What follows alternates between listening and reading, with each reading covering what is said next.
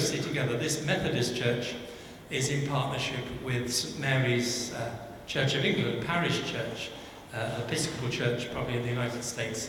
And our fundraising tonight, for which we thank you, is in aid of restoring and redeveloping for the modern age that beautiful building which is approaching 1,000 years old.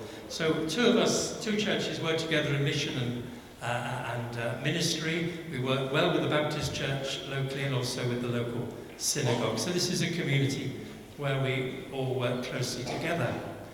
Some of you would admire the icon of John Wesley, which is in the entrance area. And the reason we have that is that we celebrated 250 years of Methodism in this part of the world just 3 years ago. And the original Methodist Society in Barnett, which met just 2 miles away from here, was founded by John Wesley himself. So we're very proud of that historic association. We have been sponsored tonight by Summer Solstice, which is a music festival. Possibly slightly different music from yours, but equally lively and much louder. And we're very grateful to Jamie Topham, who has secured some sponsorship to help us in the fundraising this evening. We're very grateful for that. I went into Waitrose, which is our local food supermarket, or one of them, the other day, and just going out, there was a young woman there, and I thought she was collecting for charity, which indeed she was. I thought, I'm feeling generous today, I could put £1 in her bucket. But she showed me a list of what would happen if I gave £1,000, or £500, or £250, and I suggested that wasn't going to happen. So she then brought out what could happen for £100, £50, £20 or £10, at which point I said, I'll give you a £5. She said, I don't take £5. So there we are.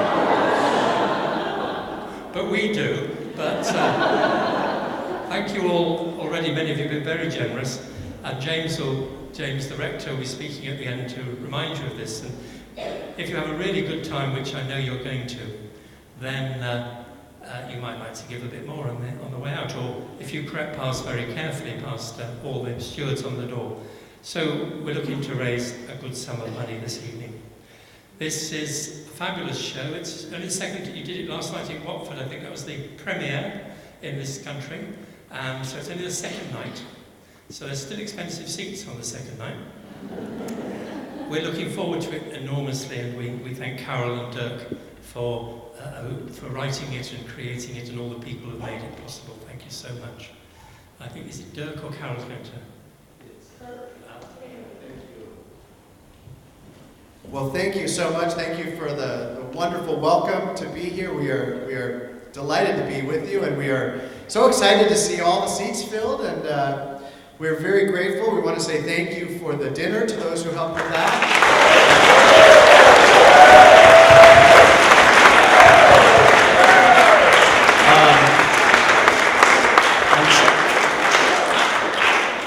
I'm sure a lot of you know that well-fed teenagers are happy teenagers, so we have a lot of happy teenagers here today. We are the youth choir at the Los Altos United Methodist Church. That's located just a bit south of San Francisco, California, near Stanford University, if anyone knows where that is. And this choir sings every Sunday in church. I'm the minister of music and worship arts there, and Carol is the director of youth ministries and youth music. And we've been working with not this group, but this group for 30 years now, and we love what we do, and we are so happy to be making our first appearance, but hopefully not last, at East Barnett. And we are so grateful for your hospitality.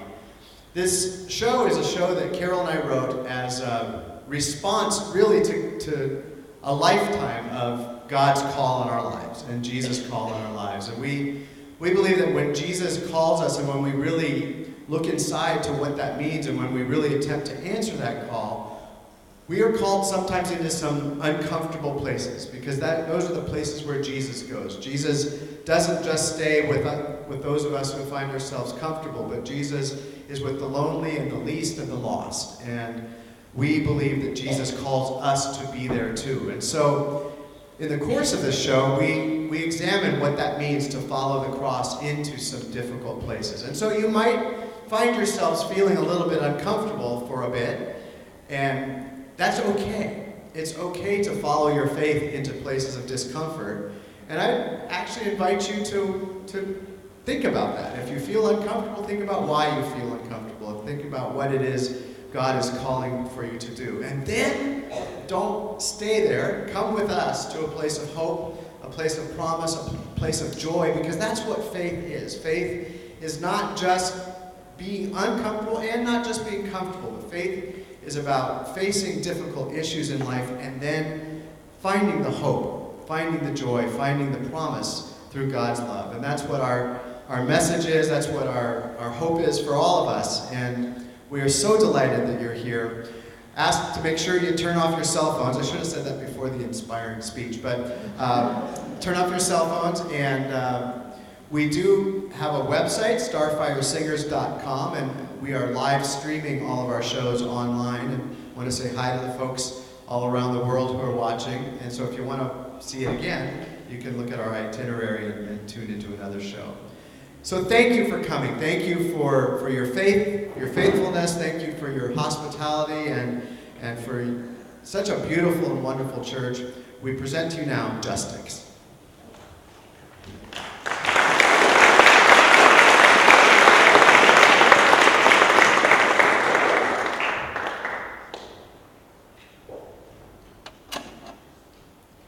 Then Jesus began to teach his disciples, "The human one must suffer many things and be rejected by the elders, chief priests, and the legal experts, and be killed, and then, after 3 days, rise from the dead." He said this plainly, but Peter took hold of Jesus and, scolding him, began to correct him. Jesus turned to look at his disciples, then sternly corrected Peter. "Get behind me, Satan. You're not thinking God's thoughts, but human thoughts." After calling the crowd together with his disciples, Jesus said to them, "All who want to come after me must say no to themselves, take up their cross, and follow me. All who want to save their lives will lose them. But all who will lose their lives because of me, because of the good news, will save them. Why would people give the whole world but lose their lives? What will people give in exchange for their lives?"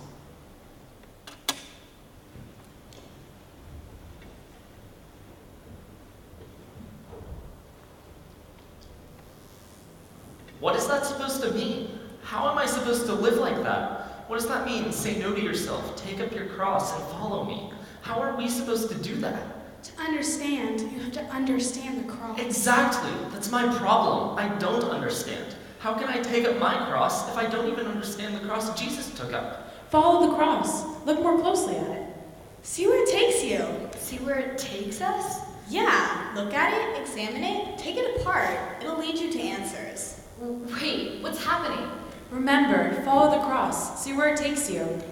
But they're taking it apart. It's not a cross anymore. Follow the pieces. You'll see, it's a difficult journey, but it's a journey of understanding, a journey of discipleship. It's a journey of faith. Okay, we'll try.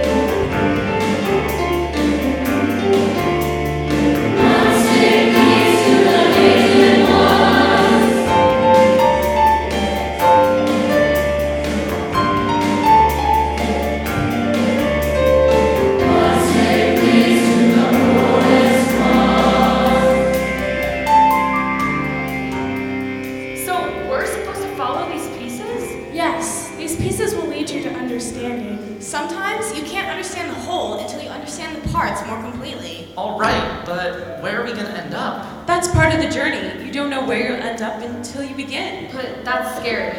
It can be, but remember what the cross is all about. It's about pain, suffering, and betrayal.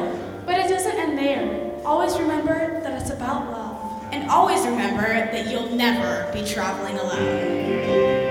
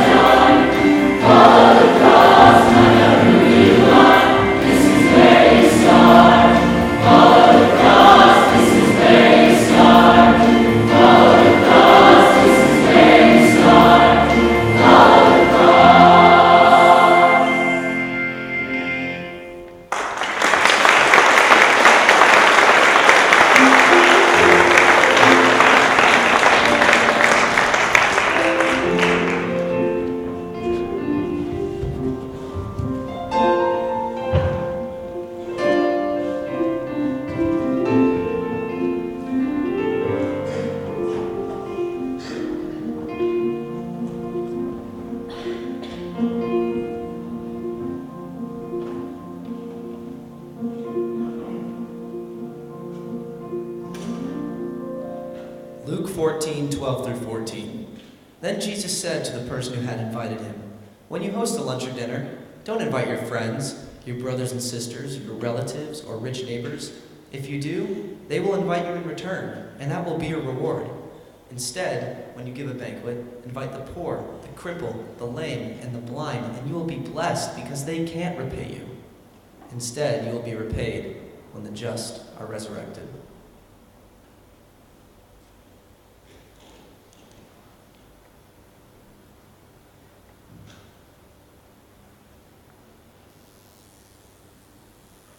The first piece of the cross has led you to encounter some of the homeless and hungry in the world. These are people all around you. You probably walk by them almost every day. Some days you don't even see them. Other days you pretend you don't see. Some days you'll actually reach in your pocket, give them some spare change. Pound, maybe two. Other days you pretend you don't have any money at all. They weren't invisible to Jesus. They aren't invisible to Jesus. So here they are. Here they are, and here's the first piece of the cross of Jesus. I'm not sure I get this. What does this have to do with taking up my cross? Yeah, how does this piece of the cross bring us here? Like we said, these are some of the homeless and hungry in the world. These were some of the people Jesus hung out with. And these are some of the people that Jesus gave his life for. People who were rejected by society, people who were on the fringe. Right, I get that. I just don't understand how this answers our question of what it means for us to follow Jesus. You followed the first piece of the cross into a place you probably haven't ever really been before. Part of following Jesus means seeing the world through Jesus' eyes. That means seeing people and situations with eyes of love and compassion. And that means hearing through Jesus' ears. And that means listening to their stories. Come on, hear what they have to say.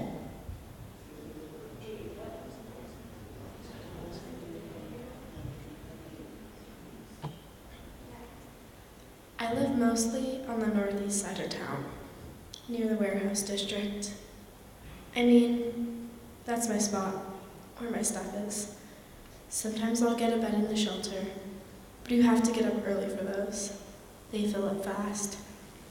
People ask me how I got here. I don't really know, to be honest. Certainly not where I plan to be.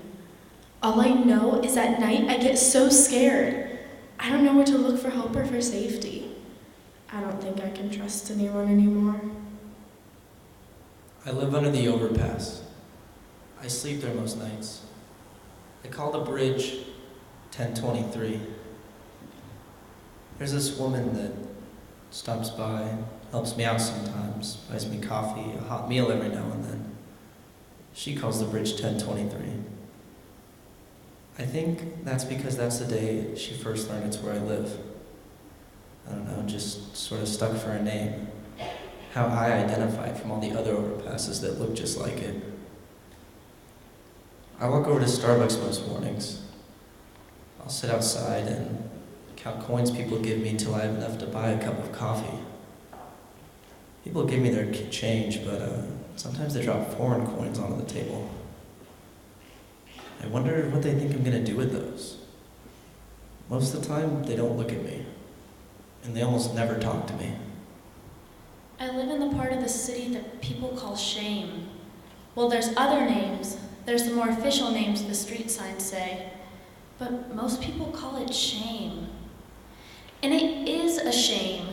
It's a shame that there are parts of the city like this. It's a shame that there's so many of us sleeping on the streets out there. It's a shame the way addictions and mental illnesses grip so many of us, and there just aren't the resources to get help. Mostly, it's a shame that people step over me, or cross to the other side of the street, or pretend they don't see me while they're on the way to work, or to the movies, or to go shopping. I'm here, living in shame. Wow, you're right. I really haven't heard stories like these before. I know, stopping and listening makes you realize that each one of these people are people who are living lives and struggling to make it, and they all have real hopes and dreams and joys, and real sorrows. The cross is about Jesus being willing to lay it all down, to give it all up, everything for us. What are we willing to give up to bring healing to this world? I'm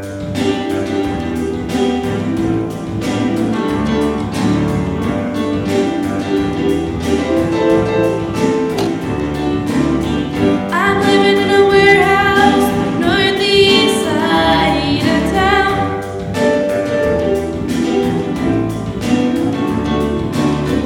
On a dead-end street, there ain't much place to hide around.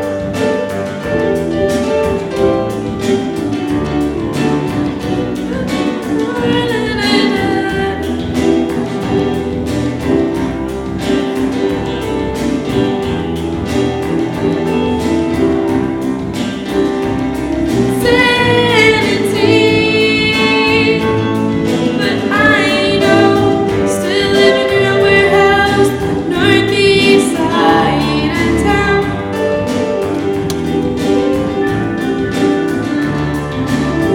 I'm living on the underside of the bridge she calls 1023.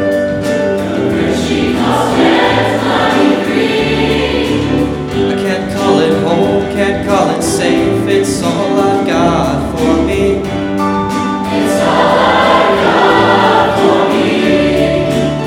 Most mornings I'm drinking coffee bought by strangers who pass.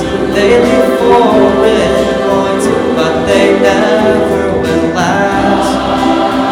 Where you going to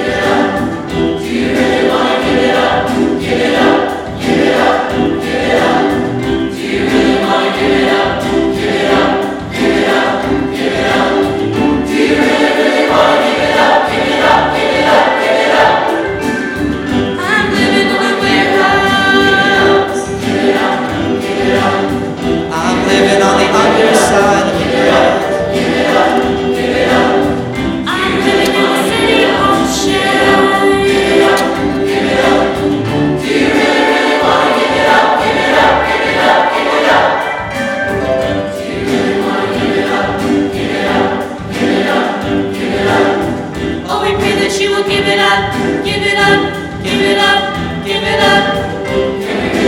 Give it up, give it up, give it up, give it up. Give your holy name to God, give it up, give it up, give it up, give it up.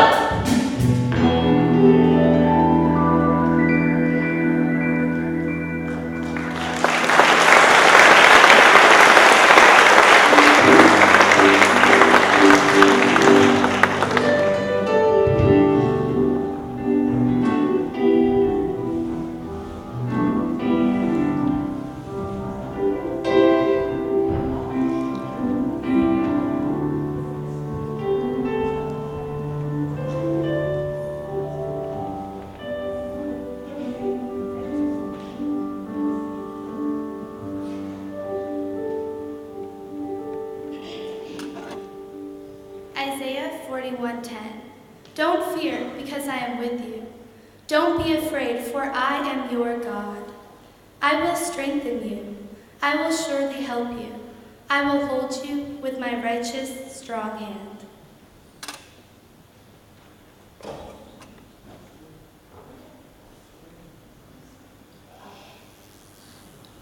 Wow, that was tough.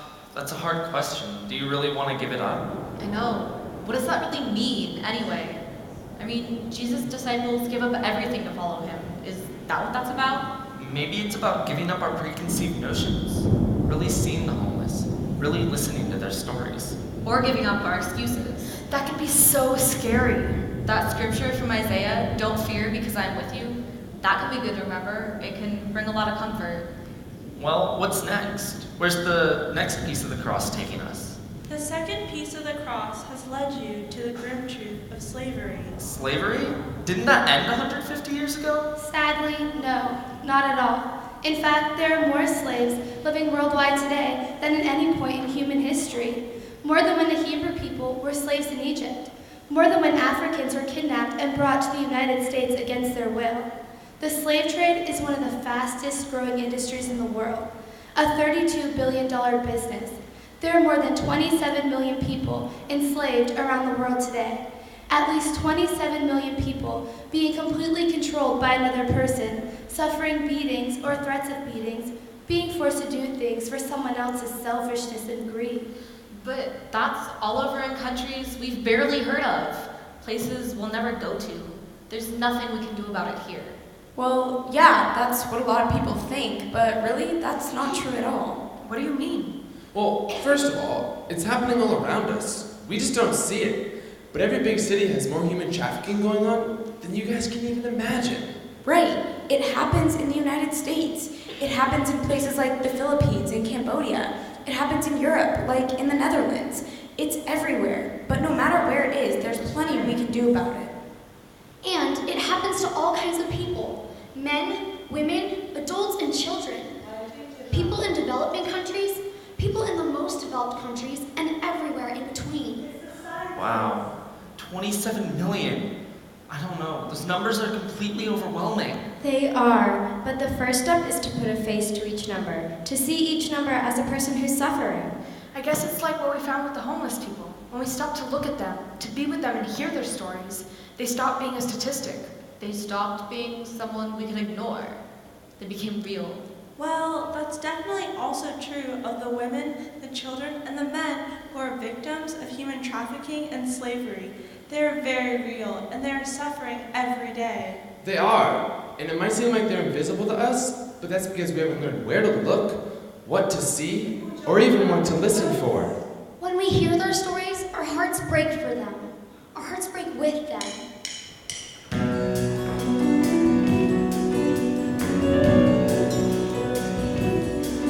This woman is my sister, this person is my friend, this child, she is my daughter, this young boy is my son.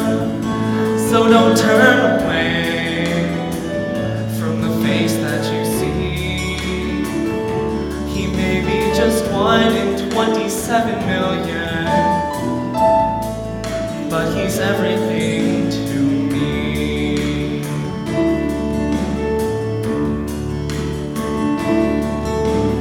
No doubt, woman, just I cry with you. Oh, I pray for you. Just beneath the scars and pain are memories that all have names. I cry with you. Oh, I pray for you. I cry with you. Oh, I pray for you.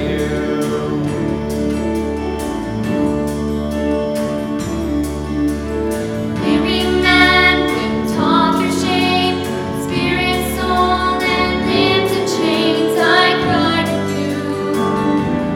Oh, I pray for you. Dusty feet, they walk the road, weighted by life's heavy load. I cry with you. Oh, I pray for you. I cry with you. Oh, I pray for you.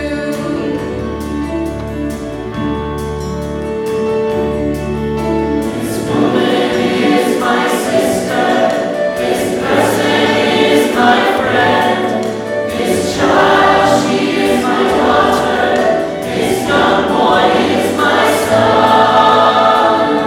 So don't turn away from the face that you see. She may be just 1 in 27 million, but she's everything to me.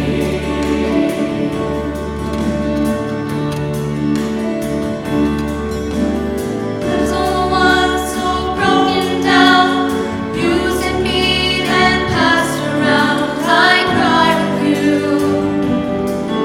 Oh, I pray for you. Empty eyes with nothing there, fragile body, no one cares. I cry with you. Oh, I pray for you. I cry with you. Oh, I pray for you.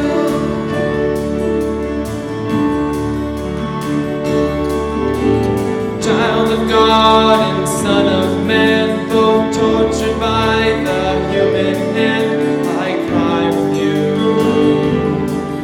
Oh, I pray for you. Wandering in a wilderness, only seeking to be blessed, I cry with you. Oh, I pray for you. I cry with you. Oh, I pray for you.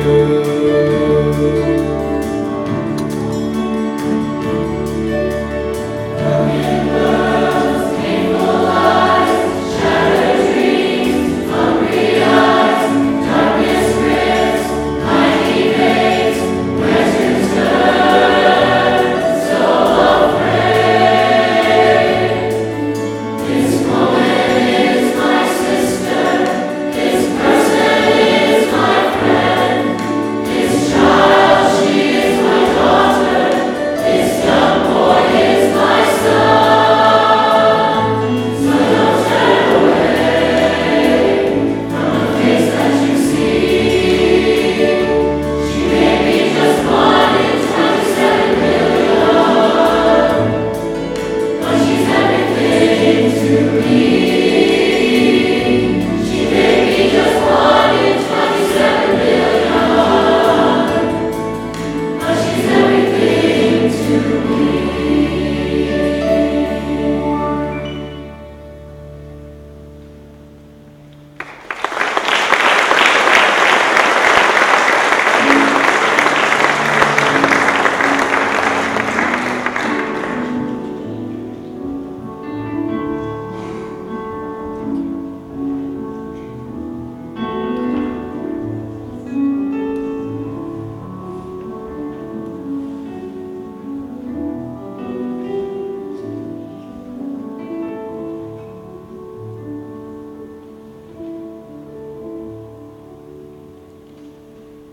Isaiah 31, 1 through 5.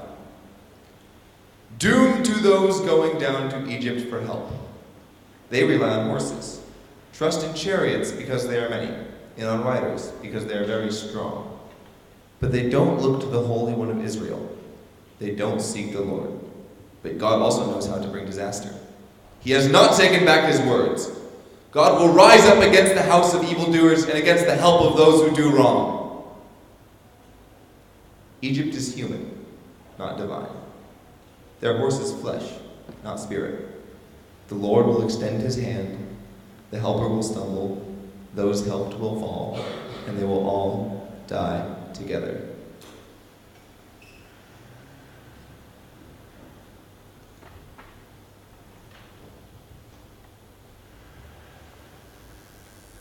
You know, it's just like with the homeless. It's about hearing stories and seeing faces. So much seems like it's about opening our eyes to things that are going on right around us. It is, but it feels so overwhelming. What are we supposed to do about it? I guess the first part of following the cross is seeing it, really knowing it. And once we do, we can't just go back to our Bible studies and youth group meetings and Sunday morning worship, pretending like we don't know. Yeah, I know, but then what? I don't know. I guess we'll see. We still have more parts of the cross to follow. The third step is for war and violence. Are we going into a war? No, not into a war. This part of the cross is for all of those affected by war and violence everywhere. Currently, there are 10 conflicts going on in the world that cause 1,000 or more casualties a year. There are? Yeah, and some of them are decades old. In Burma, or Myanmar, more than 200,000 people have been killed since 1948. 65 years it's been going on. Last year alone, more than 12,000 civilians were killed in violence there. Or Afghanistan. Did you know that between 1.5 to 2 million people have been killed there since 1978? Last year, there were almost 9,000 deaths.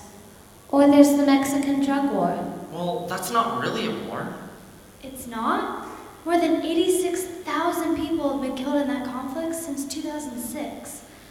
Last year, it was over 18,000. Just in the first 3 months of this year, it's over 3,000. And besides those other larger conflicts, there are at least 32 other countries suffering casualties right now. Like insurgencies in Yemen or Thailand or North Caucasus or the Philippines, each which had hundreds of deaths last year. Or wherever there's a terrorist attack, like the Boston Marathon, or the young British soldier who was attacked on the street in May. More mind-numbing numbers and statistics. And as we're learning, every single number represents a real person, a real family, real pain, real suffering. And sadly, it's not just those killed by war and violence that suffer. No, not at all. By the end of 2011, 42.5 million people had been forcibly displaced from their homes due to war and violence.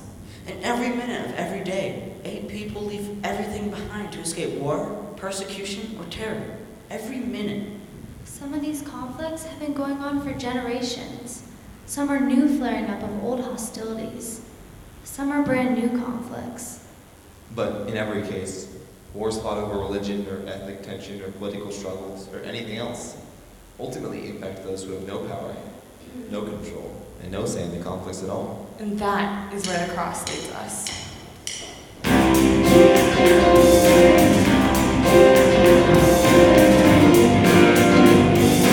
Everywhere we turn, another gang fight, dark night, ignite a firefight. I don't care who's right, young man's gravesite, on guard, beware, enemies are everywhere. Once again, there is another fight.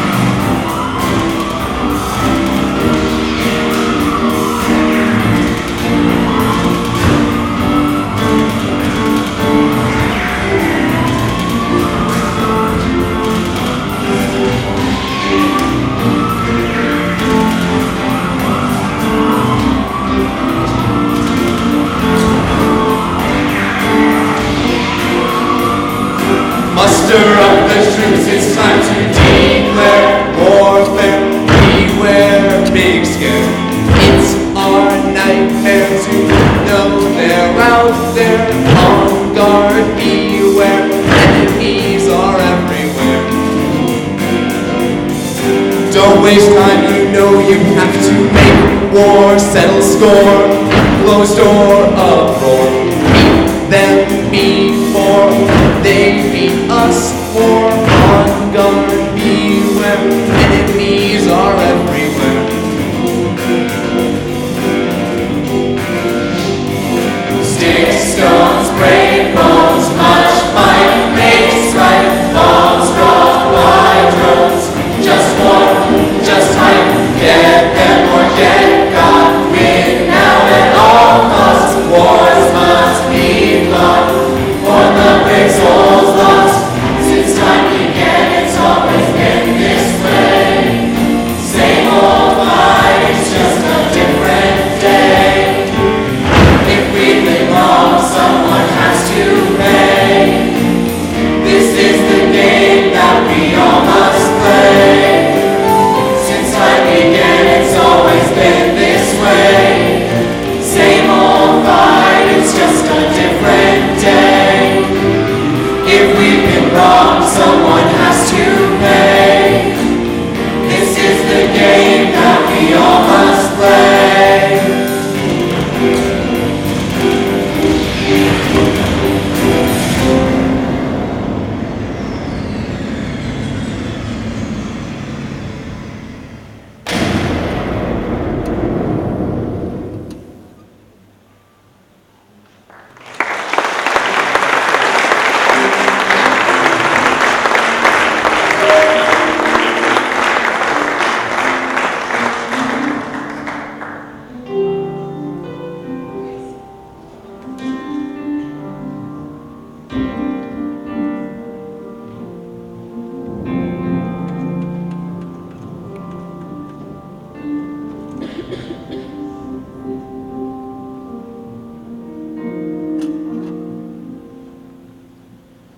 Romans 12, 3-18. Because of the grace that God gave me, I can say to each one of you, don't think of yourself more highly than you ought to think. Instead, be reasonable, since God has measured out a portion of faith to each one of you. We have many parts in one body, but the parts don't all have the same function. In the same way, though there are many of us, we are one body in Christ, and individually we belong to each other. We have different gifts that are consistent with God's grace that has been given to us. If your gift is prophecy, you should prophesy in proportion to your faith. If your gift is service, devote yourself to serving. If your gift is teaching, devote yourself to teaching. If your gift is encouragement, devote yourself to encouraging. The one giving should do it with no strings attached. The leader should lead with passion. The one showing mercy should be cheerful. Love should be shown without pretending. Hate evil and hold on to what is good. Love each other like the members of your family. Be the best at showing honor to each other. Don't hesitate to be enthusiastic. Be on fire in the Spirit as you serve the Lord. Be happy in your hope. Stand your ground when you're in trouble and devote yourselves to prayer. Contribute to the needs of God's people and welcome strangers into your home. Bless people who harass you. Bless and don't curse them. Be happy with those who are happy and cry with those who are crying. Consider everyone as equal and don't think that you're better than anyone else. Instead, associate with people who have no status. Don't think that you're so smart. Don't pay back anyone for their evil actions with evil actions. But show respect for what everyone else believes is good. If possible, to the best of your ability, live at peace with all people.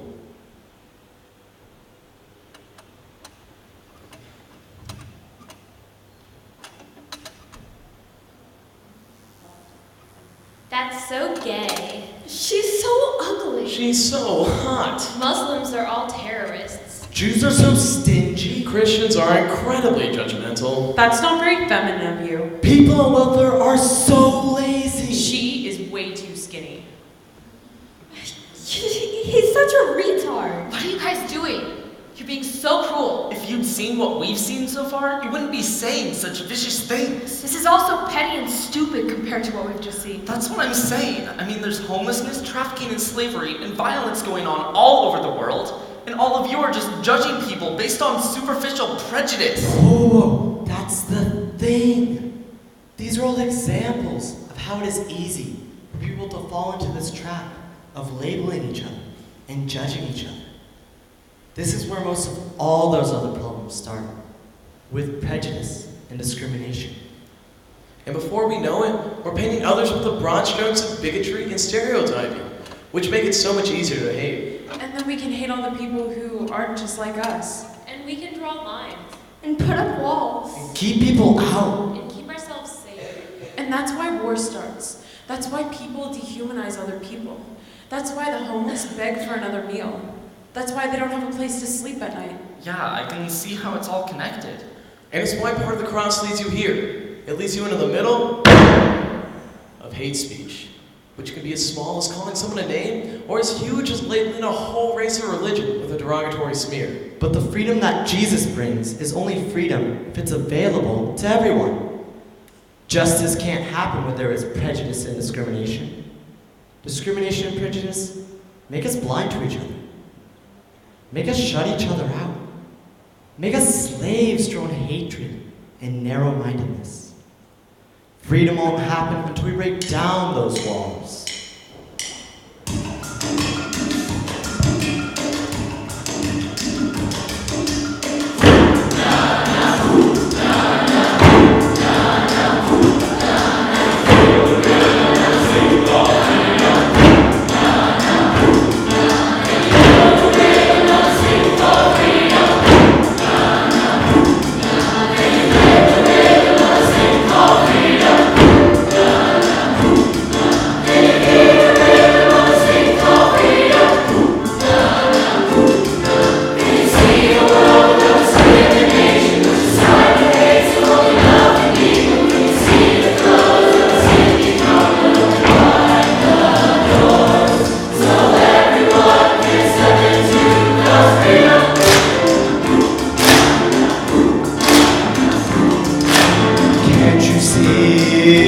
What's inside of me? Don't you want to understand? Dare I say, oh, we could be such good friends. But you seal up the door, throw the key on the floor, ask your conscience for more. As you push aside God's freedom.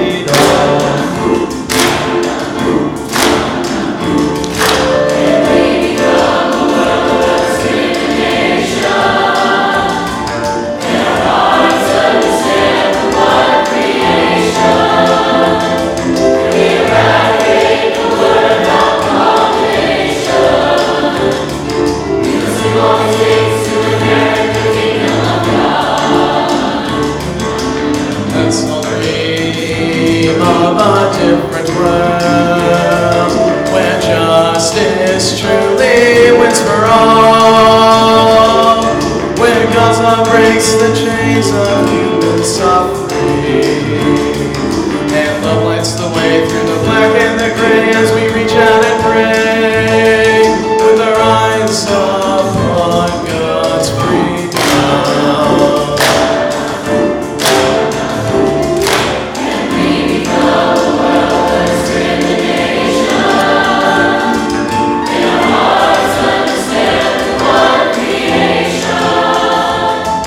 We're ready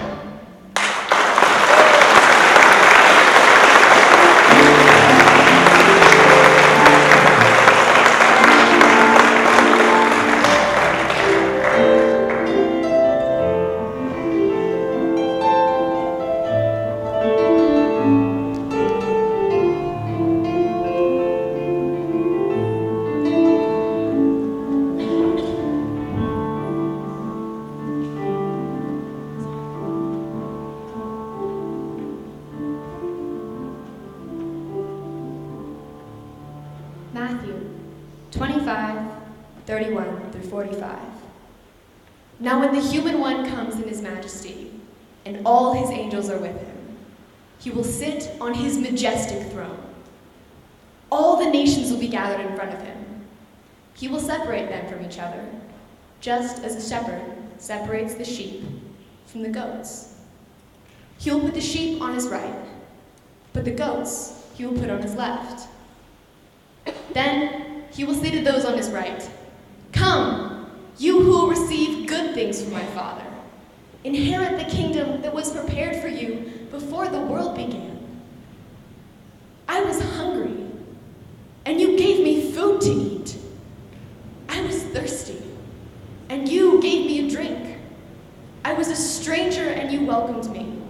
I was naked, and you gave me clothes to wear. I was sick, and you took care of me. I was in prison, and you visited me." Then those who are righteous will reply, "Lord, when did we see you hungry and feed you, or thirsty and give you a drink? When did we see you as a stranger and welcome you, or naked and give you clothes to wear? When did we see you sick or in prison and visit you?" Then the king will reply, "I assure you that when you have done it for one of the least of these, brothers and sisters of mine, you have done it for me." Then he will say to those on his left, "Get away from me, you who receive terrible things. Go into the unending fire that has been prepared for the devil and his angels. I was hungry, and you didn't give me food to eat. I was thirsty, and you didn't give me anything to drink. I was a stranger, and you didn't welcome me. I was naked, and you didn't give me clothes to wear. I was sick and in prison, and you didn't visit me." Then those on his left will reply, "Lord, when did we see you hungry, or thirsty, or naked, or sick and in prison, and didn't do anything to help you?" Then the king will answer, "I assure you that when you haven't done it for one of the least of these, you haven't done it for me."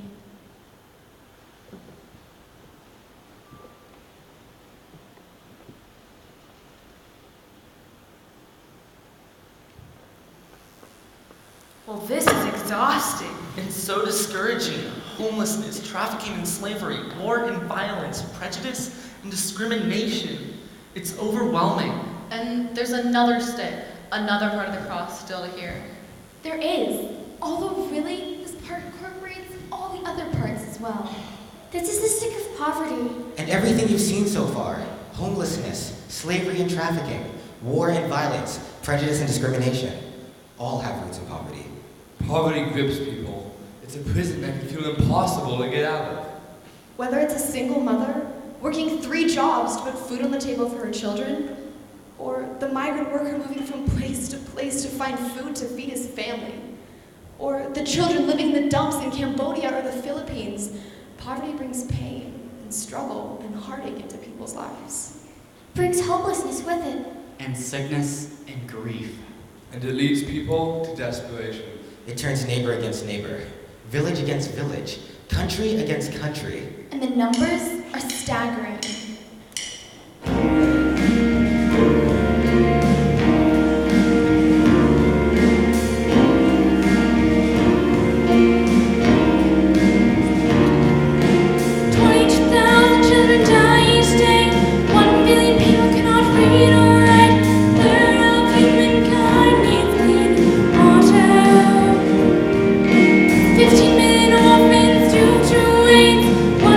Children don't have shelter.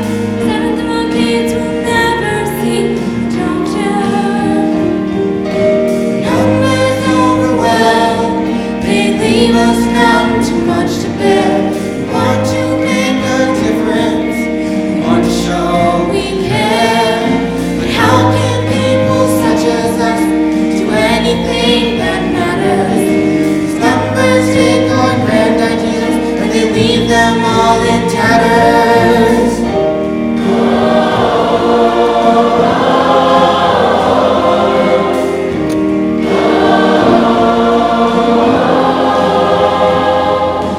1 billion people here on the earth live in squalor in city slums.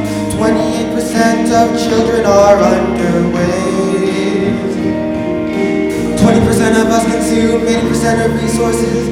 1% of money spent on weapons can send every child to school to graduate. Numbers overwhelm, they leave us numb, too much to bear. We want to make a difference, we want to show we care. But how can people such as us do anything that matters? These numbers take our grand ideals and they leave them all in tatters.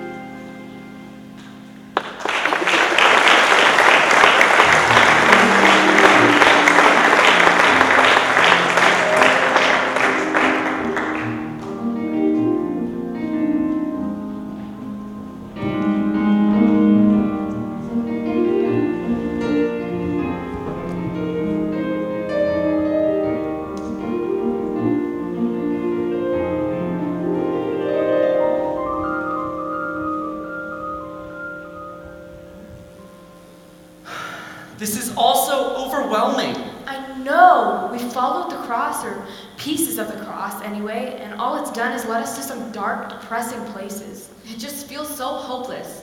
I mean, sure, it's raised our awareness, but it seems like it's just made us more aware of how much pain and suffering and despair there is in the world. It feels like there's no way we can do anything to alleviate even a tiny percentage of it. That's what I'm saying. It's hopeless. But there's gotta be a reason why we were led to these places. There's gotta be some purpose to it, right? Yeah, remember, this all started because we were wondering what it means to take up our cross and follow Jesus. I mean, that's why we started following I have a feeling we're about to find out. That's right. Don't give up. Not yet. Not after you've come this far. You follow the pieces of the cross into these places of brokenness and pain. You've seen how the cross enters into places of poverty, and war and violence, and prejudice and discrimination. The pieces of the cross enter into those places and into the darkness of human trafficking and slavery, but they don't stay there. Well, what do you mean they don't stay there? The cross is an instrument of suffering. It was created by human cruelty. Its sole purpose was to destroy. Through unimaginable pain, suffering, and agony. Right, we get that, and we get that it's still present in our world in so many places, and in so many ways. Yeah, so this instrument of pain, torture, and death has led us to some places of real injustice, pain, and suffering in our world. Fine, lesson learned. But where's the hope? The hope is right where pain and suffering are. The hope is that God's love does not run away from these places. Hardly. God's love goes deep into those places. God weeps with the grieving, suffers with the suffering, struggles with the struggling. That's the point of following the cross into these places. What was intended to inflict the most pain ultimately conveyed the most love. You've only followed the cross halfway. You followed it into the broken places. Now, follow it back into wholeness. Jesus touched lepers, forgave those fallen from grace, ate with the outcast and the marginalized. All so that God's love would infuse them, so that hope might spring up where despair had darkened their lives.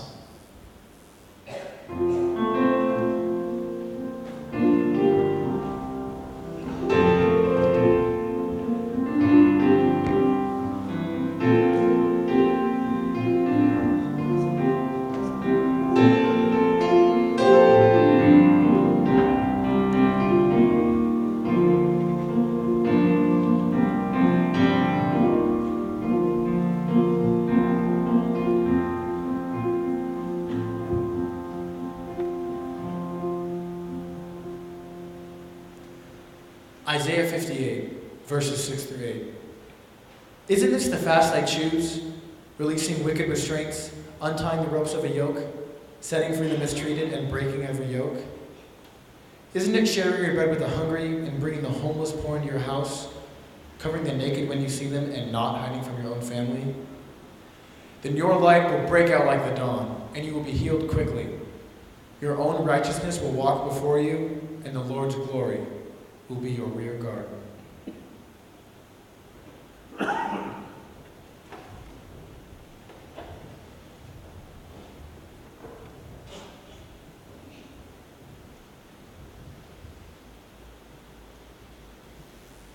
Yes, there is suffering on our streets and in every nation of the world. You met some of these people when you first began following the cross.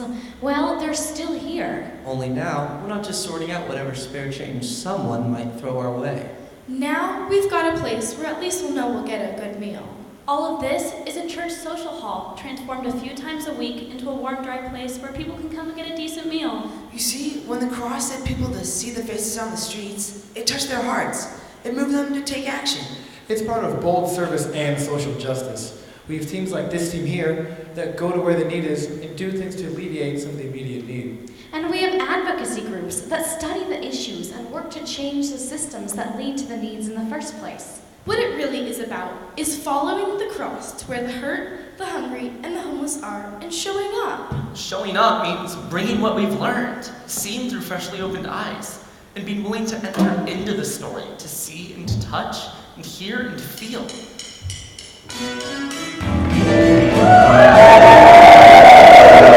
If we want hope,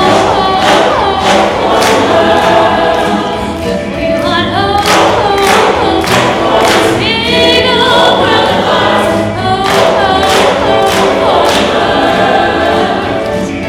what we gotta do is show. We gotta show up for the homeless and make the world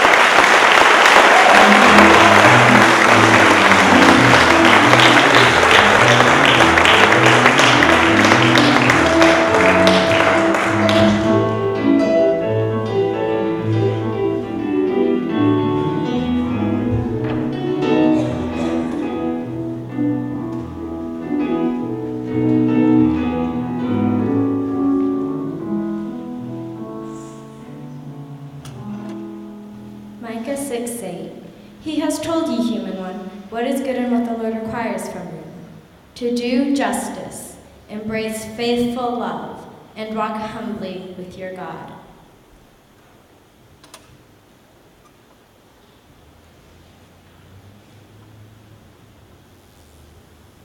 Remember this stick? Of course, how could we forget? Slavery, trafficking, 27 million victims. All around the world. In some ways, that was the most depressing stick of all. Yeah, when we first learn of such a tragedy, especially a tragedy brought on completely by human greed and cruelty, it can bring on immense sadness. And a sense of futility. What can one person do in the face of 27 million or more victims? That's why injustices such as human trafficking get perpetuated. Good people become paralyzed, and in their paralysis, they don't do anything to bring about change. So what can people do? Well, first of all, people get to pay attention to what they buy and where it comes from. Find out if your clothes were made in sweatshops in developing countries, and always, remember, check out the source of your chocolate. Chocolate? Uh-huh. And not just chocolate. A lot of the food, the clothes, and the electronics comes to us through the hands of institutionalized slavery. So yeah, the first step is being informed. When injustice looks you in the eye, your choice is to look away or to open your eyes. And we're here because we've kept our eyes open. Exactly.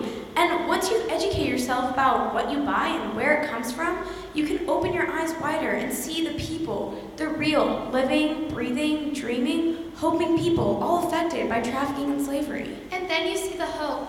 People who have taken the time to really see the face of their sister and brother in the face of the abused can't help but connect with them.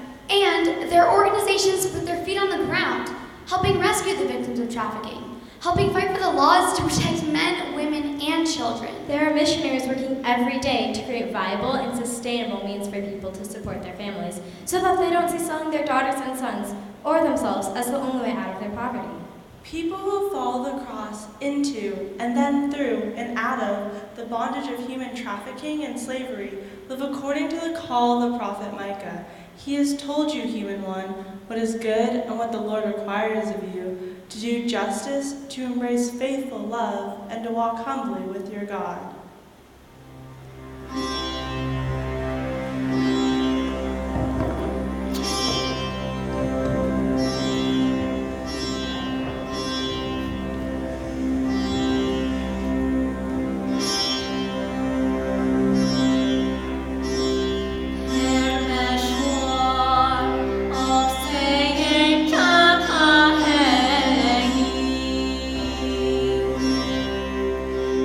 Yeah.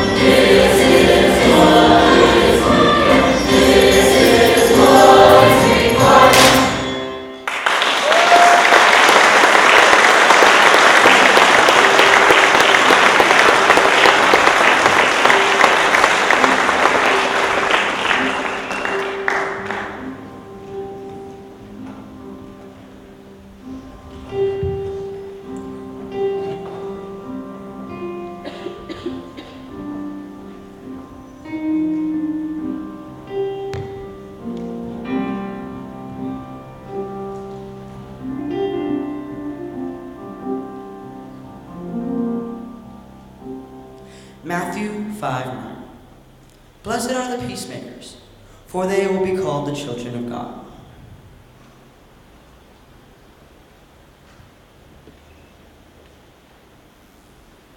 It's good to see you again. So are we going to put an end to war and violence? We're going to believe we can. We are going to be the voice saying that war and violence aren't the way. We are going to advocate for those affected by war and violence, for the men, women, and children, the widows, the orphans, the refugees. It's all over the Bible. God's call for us to be peacemakers. God's longing for us to know peace, to know shalom, with each other. Isaiah 54:10 says, "The mountains may shift and the hills may be shaken, but my faithful love won't shift from you, and my covenant of peace won't be shaken, says the Lord, the one who pities you." In Jeremiah 29:7, where the prophet says, "Promote the welfare of the city where I have sent you into exile, and pray to the Lord for it, because your future depends on its welfare."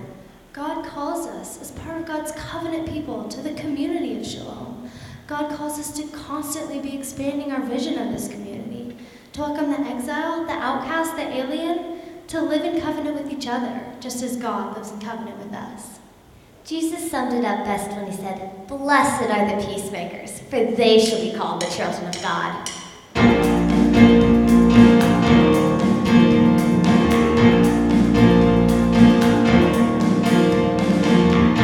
You'll be called the children. You'll be called the children of God. You'll be called the children. You'll be called the children of God when you make peace. Make peace. When you make peace. You are the children of God.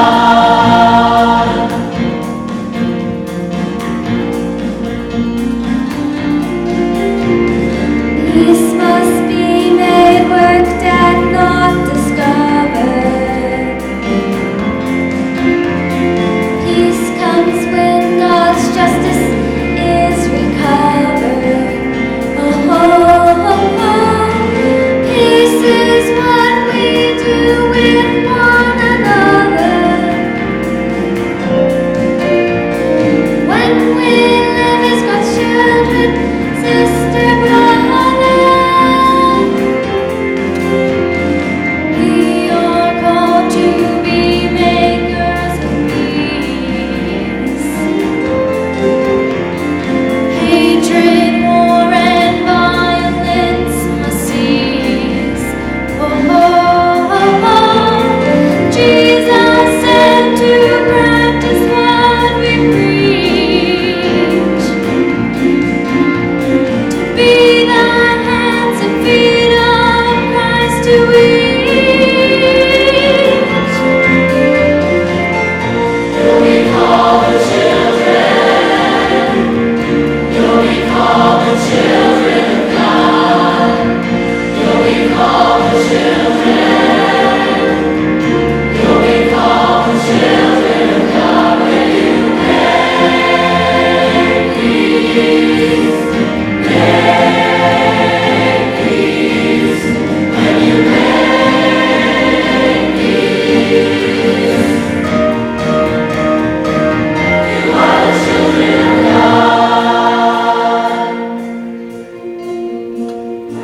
Blessed are the peacemakers, for they shall be called the children of God. Jesus said it. We're called to live it, called to be it, to make it so. Love for God, for others, for self. Jesus said that this is the way. May our lives be acts of peace, so that everyone can know.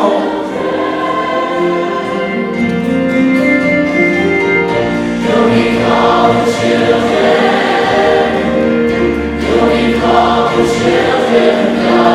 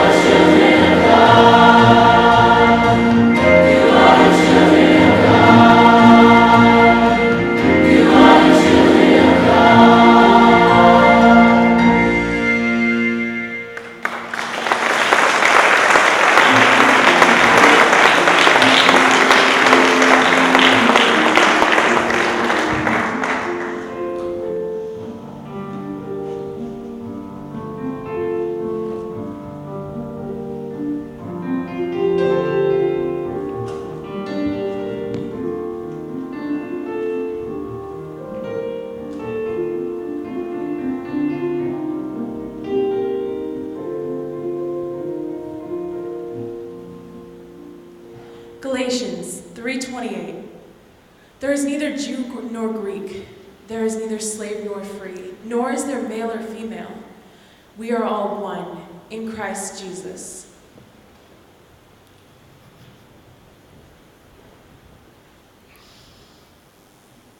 When you followed this piece of the cross before, you came into a world where people just couldn't or wouldn't see each other. They judge each other based on superficialities, on prejudices, on stereotypes. It probably seemed kind of petty. The way we made assumptions about each other based on nationality, or sexual orientation, or gender, or skin color, or body type. And it is. That's the point.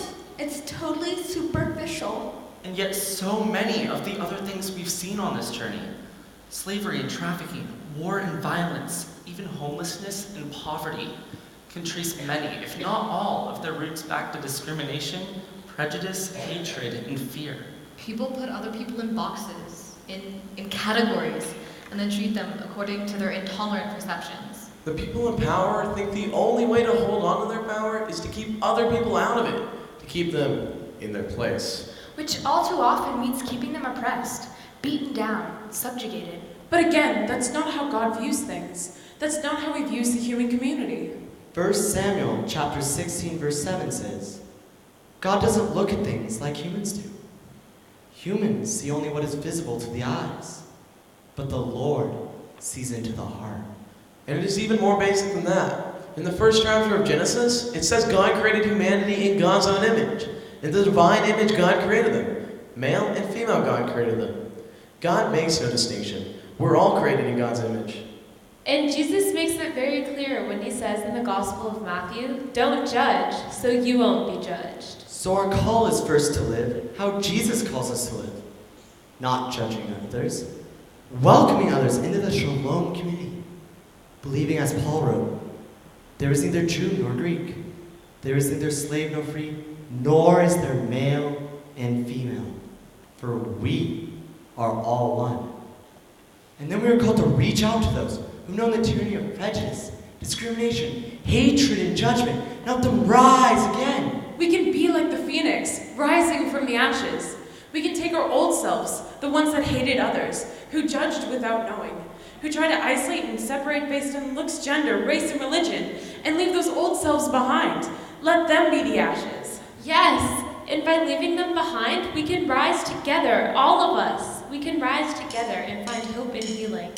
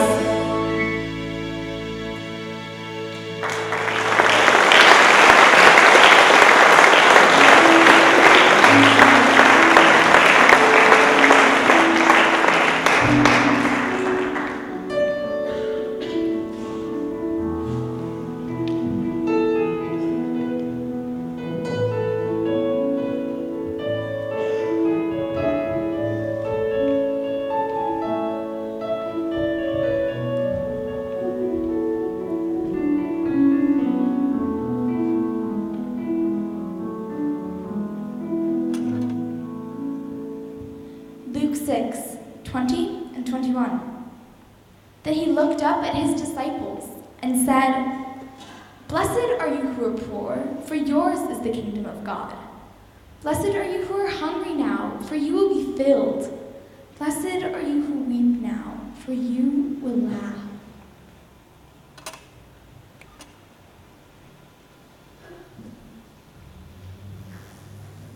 And here is your final piece. Like prejudice and discrimination, poverty is a constant that runs through most, if not all, the injustices we've encountered. And poverty is something that every single one of us carries with us. There's a very real, tangible poverty of the poor among us. And there's the poverty of spirit, the poverty of hope, the poverty of connection that so many others live in and with. Sometimes they can be even harder to reach because they often don't even know that they're poor. But didn't Jesus say, "Here, the poor will always be with you"? Wasn't he just saying there's nothing we can do for them? Hardly. Jesus was paraphrasing, as he often did, from the Hebrew scripture of Deuteronomy, saying that poor persons will never disappear from the earth. Exactly! There will always be poor people. But which goes on to say, "That's why I'm giving you this command. You must open your hand generously to your fellow Israelites, to the needy among you, and to the poor who live with you in your land." Jesus wasn't saying to ignore the poor or to accept poverty. He was saying we will always be called to reach out to the needy, to share what we have, and to be in connection with the poor among us. He was really saying you will always have the opportunity to serve the poor. Remember, it was Jesus who said, "Blessed are you who are poor, for yours is the kingdom of God. Blessed are you who are hungry now, for you will be filled." Jesus calls us to be blessing to each other.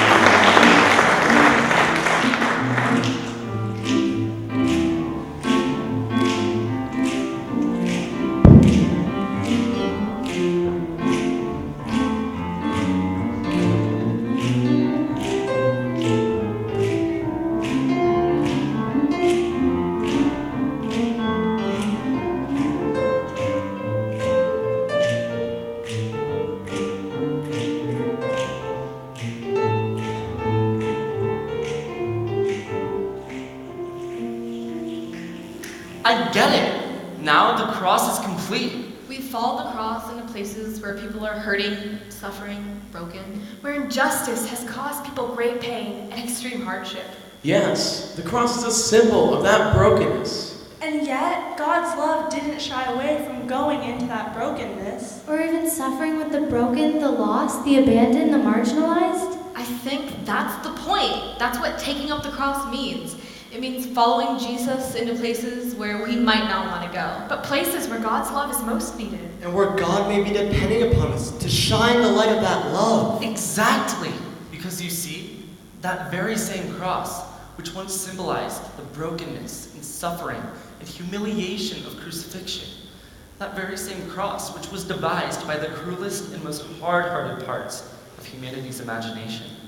That cross is the very place that Jesus went, unflinchingly, because not to go would have been to really give in to the powers and temptations of our own inhumanity.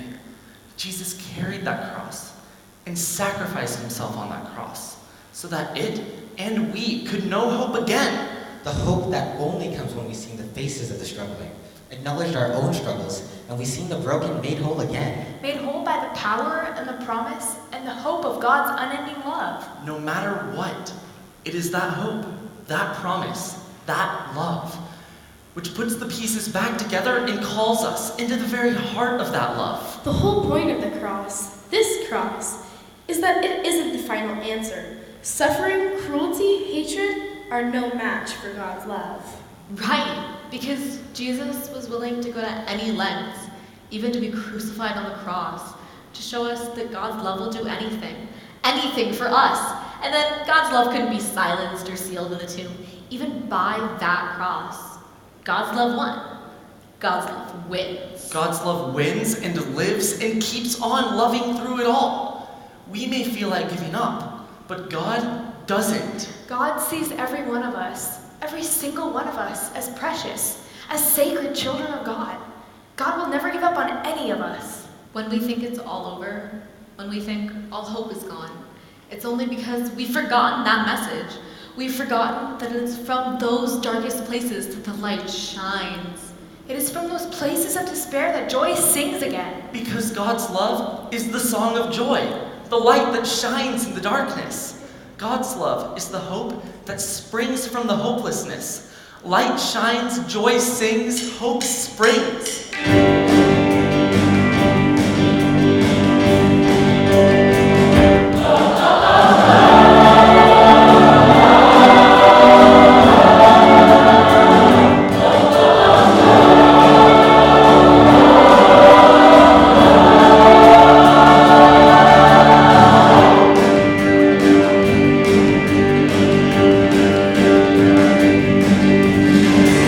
Eyes open, eyes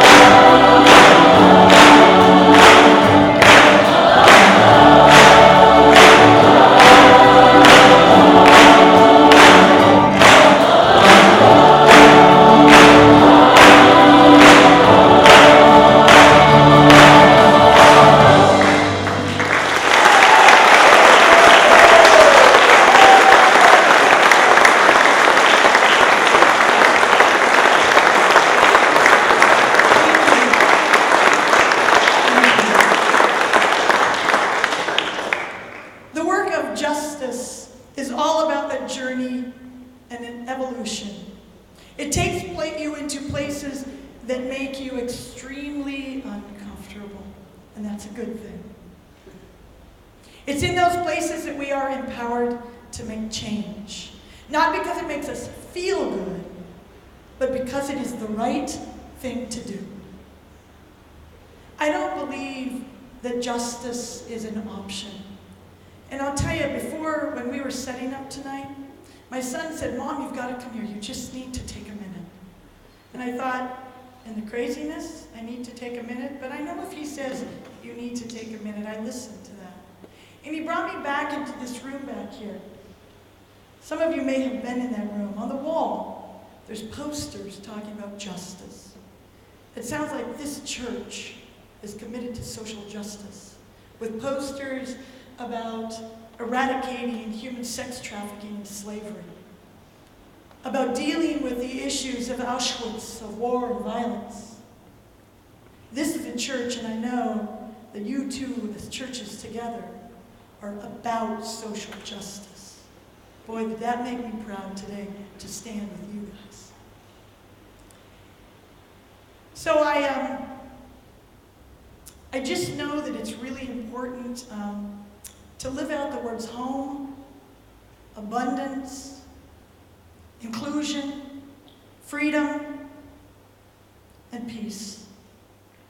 And when we do that, we proclaim justice, and we find ourselves rising up out of those ashes.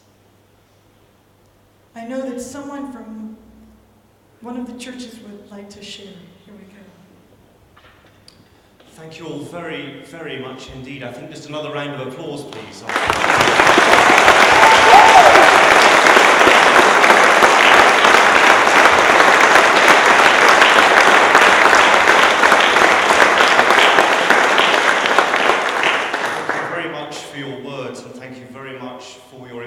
Stamina performing this evening. It's been a really tremendous feat, and I know you had quite a busy day. I think we're jolly lucky to have seen you at this end of your tour, so just pace yourselves. If you've got another 18 days to go, then my goodness. You've taken us, I should introduce myself. Some of you will have seen me. I'm James Mustard, I'm the rector of East Barnet, and I work in partnership with Colin, the Methodist minister, who welcomed you all here this evening. As Anglicans, that is Episcopalians in American, as Anglicans and as Methodists, we're committed to working together in this place. And we're committed to working together in this place to proclaim exactly the message that you have proclaimed this evening, though not always with quite such tremendous song and dance, but there are many various ways of proclaiming the gospel. But this evening you've taken us to the cross and beyond. It's always terribly important to go beyond the cross. It's terribly easy for us to get fixated on Good Friday and be somewhat dour and dowdy about faith. And you've really reminded us of the joy through using that very clever way that you brought the Beatitudes, those blessings of Jesus, into a post-resurrection message. And of course, in so doing, you've taken us on the journey that St. Peter, with whom we opened, and the disciples must have been on through the course of those weeks after the resurrection. So thank you for telling us that timeless story, and thank you for telling us in songs, with your voices, in dance, uniting your hearts, bodies and voices with the voice of Jesus. It's a great privilege for us all to witness this evening. Now, some of you may know of this, and I guess that looking out here, not as many of you out in the East Barnet half of this room will have heard of someone who I was delighted to see mentioned in this programme, a man called Shane Claiborne. How many of you have heard of Shane Claiborne out here? Right, well, do please, yes, I'm getting round of applause. There's a quote from him on the inside page of your programme. Do read it, and I'd urge all of you to read it. And Shane Claiborne, it's wonderful to hear that name, because he's not really known about in this country. He set up something called a new monastic movement, started as a squatter in Chicago in disused industrial buildings. And his movement has had a tremendous impact upon that city and on other cities, and I dare say that there will be cells in California that you can partake of. His books are very, very inspiring. Now, I mention him because he's under the banner of what's called the New Monastic Movement, and at St. Mary's we represent, I suppose, not quite a new monastic movement, perhaps the kind of ancient monastic movement that is the Benedictine tradition of monastic life, because I stand here in this parish as the last, well, not the last hope, sorry, as the successor, unfortunately, as the successor to about 1,000 years worth of rectors in this place. And the first rectors were monks sent from the Benedictine Abbey of St. Albans, which is about 10 miles north of here, in the opposite direction to which you've travelled today.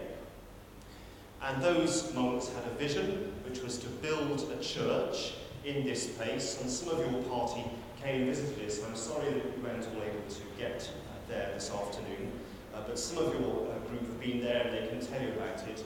It's the oldest building in this part of London. It's the oldest building in this part of London, but of course it has for the last 1,000 years told exactly the story that you've told this evening. It might have told it in different ways. It, for about the first 500 years, told it in Latin, which is a somewhat different tradition. But nevertheless, it's been the same story for the last 1,000 years told in this place. And at the moment, St. Mary's is dedicated to ensuring that we can tell that story for another 1,000 years in this place. And that's why we have what's called the 1,000+ campaign. And you have very, very generously agreed to donate all of the donations from this evening's performance to that campaign. I won't bore you with details of architecture, fascinating though that is for some of us. I won't bore you with details of wonderful heating, although some of us get very excited about it. What I can tell you is that our 1,000+ campaign exists so that we can continue to tell the story you've told this evening in this place with facilities and with accessibility. That's a very crucial thing, accessibility to all, so that everyone who is here can gather and hear the story that you have told this evening in this parish. That is at its absolute raw element what our 1,000+ is all about. And so we're really, really grateful that you've agreed to support it. And members of the audience here, if you haven't contributed towards the 1,000+ campaign, there will be collection bowls outside there for you to do so. And do please give generously. We're very, very grateful for all of the assistance that you can offer us. There are refreshments available in the hall immediately after this, and the audience and performers are invited. I know you've got quite a tight schedule, but if you want to grab a quick glass of squash and a biscuit, then do that before you head back. I know you'll probably keep thirsty. And finally, just from the East Barnett Anglican Methodist Partnership, from me, from Colin, from our congregations, from all of us here this evening, thank you so much for being with us, and do please take our love back to your church in Los Altos, because we're all very, very impressed by what you've offered us this evening, and who knows, we might even be able to make a return visit in future years. So thank you very much indeed.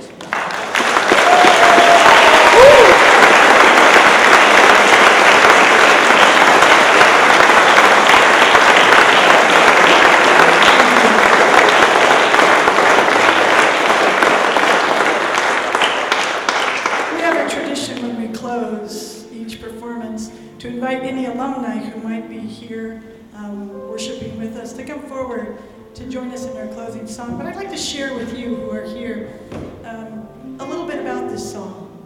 It was co-written by Dirk and myself and a British composer named Brian Wren. Brian is good friends of Dirk's and mine, and he heard the name Starfire about 1990, and he was fascinated with it and said, "What's that all about?" And we started talking about it, and it was about the time when we were going to take our first trip to what was then the Soviet Union to do a tour about peace. And Brian wrote this in response to that, talking about the idea, and this is the one that always perplexes people, this line. He says in it, "Starfire never makes sons on the earth, meaning never make nuclear sons. Always be about peace. And he says this comes about when we look at what Christ, the birth of Jesus, was all about. And in that birth comes that possibility for peace and hope. So I wanted to share that with you since he comes from this country. And also, alumni, why don't you come on up now? I also want to say, I know that they asked about money, but I'm gonna ask a little bit more about money that you're giving tonight. Because the money that you give tonight, it is not simply a gift of money. As you give your offering as you leave, what you're doing is freeing someone in slavery. You're feeding the hungry. You're educating children. You're bringing a future of the church forward so this word can be lived out again and again and again for the next 1,000 years. And then you know what? Wouldn't it be cool if we could say we were here tonight and gave so that 1,000 years could turn into the next 1,000 and the next 1,000? Tonight we're called to give for justice. So when you give really generously. And the generous giving is the one that hurts a little bit. That you give up your extra latte for, or maybe for me an extra 20 lattes. Because one's really not going to hurt too much. But the amount we give, there's a sense of pride when we say we are standing for the broken and the lost and the marginalized and the people who can't. But I can. I can. So I will give for the next 1,000 years.